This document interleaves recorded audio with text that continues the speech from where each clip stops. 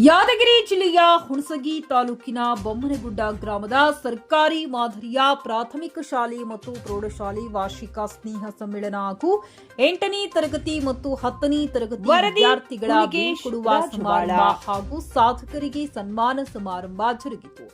ಕಾರ್ಯಕ್ರಮವನ್ನ ಶಾಲೆಯ ಮುಖ್ಯ ಶಿಕ್ಷಕರು, ಎಸ್ಟಿಎಂಸಿ ಅಧ್ಯಕ್ಷರು ಹಾಗೂ ಗ್ರಾಮದ ಮುಖಂಡರುಗಳಿಂದ ಜ್ಯೋತಿ ಬೆಳಗಿಸಿ ಚಾಲನೆ ನೀಡಿದರು.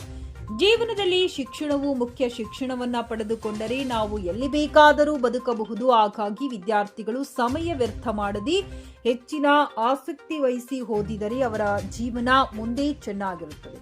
ಹಾಗಾಗಿ ಶಿಕ್ಷಣಕ್ಕೆ ಒತ್ತು ಕೊಡಿ ಎಂದು ರಾಜನಕೊಳ್ಳೂರು ಪ್ರೌಢಶಾಲೆ ಮುಖ್ಯ ಗುರುಗಳಾದ ಶಿವರಾಜ್ ಬಿರೇದಾರ್ ವಿದ್ಯಾರ್ಥಿಗಳ ಕುರಿತು ಮಾತನಾಡಿದರು. ವಿದ್ಯಾರ್ಥಿಗಳಲ್ಲಿ ಹಾಗೂ ಪೋಷಕರಲ್ಲಿ ಶಿಕ್ಷಣದ ಬಗ್ಗೆ ಕುರಿತು ಹೇಳಿದರು. ಕಾರ್ಯಕ್ರಮದಲ್ಲಿ ಪುಟ್ಟ ಮುದ್ದು ವಿದ್ಯಾರ್ಥಿಗಳು ಸುಂದರವಾದ ವೇಷಭೂಷಣ ಧರಿಸಿ ಬಹಳ ಮುದ್ದಾಗಿ ಡ್ಯಾನ್ಸ್ ಮಾಡಿ ನೋಡುಗರ ಗಮನ ಸೆಳೆದರು ಹಾಗೂ ಅನೇಕ ವಿದ್ಯಾರ್ಥಿಗಳು ಬಗೆಬಗೆಯ ಹಾಡಿಗೆ ಹೆಜ್ಜೆ ಹಾಕಿದರು.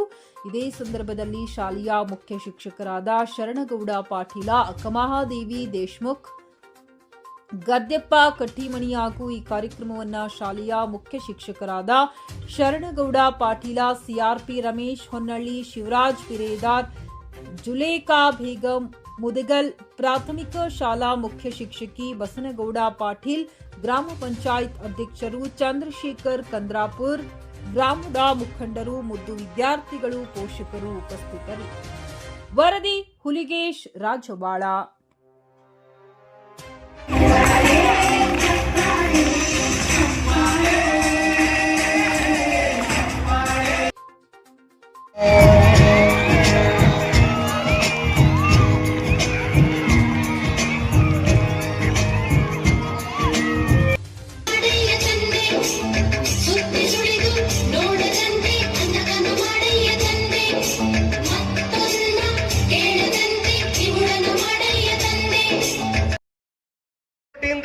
ಹುಣಸಿಗೆ ಹೋಗ್ತಕ್ಕಂಥ ಬಸ್ಸಿಗೆ ಹೋಗಿ ನಾವು ಶಾಲೆ ಕಲ್ತು ಬಂದಿದ್ವಿ.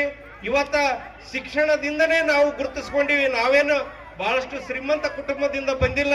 ಅದಕ್ಕೋಸ್ಕರ ಇಲ್ಲಿ ಕಲಿತಿರ್ತಕ್ಕಂಥ ವಿದ್ಯಾರ್ಥಿಗಳು ನೀವೇನಿದ್ರಲ್ಲ, ನಿಮ್ಮಲ್ಲಿ ಬಡತನ ಇರ್ತದ, ನಿಮ್ಮಲ್ಲಿ ಸಮಸ್ಯೆ ಇರ್ತದ, ಅವಕ್ಕೆ ಯಾವಕ್ಕೂ ಕೂಡ ಅಂಜಬಾರ್ದು. ನೀವು ಧೈರ್ಯವೇ ಸರ್ವತ್ರ ಸಾಧನ.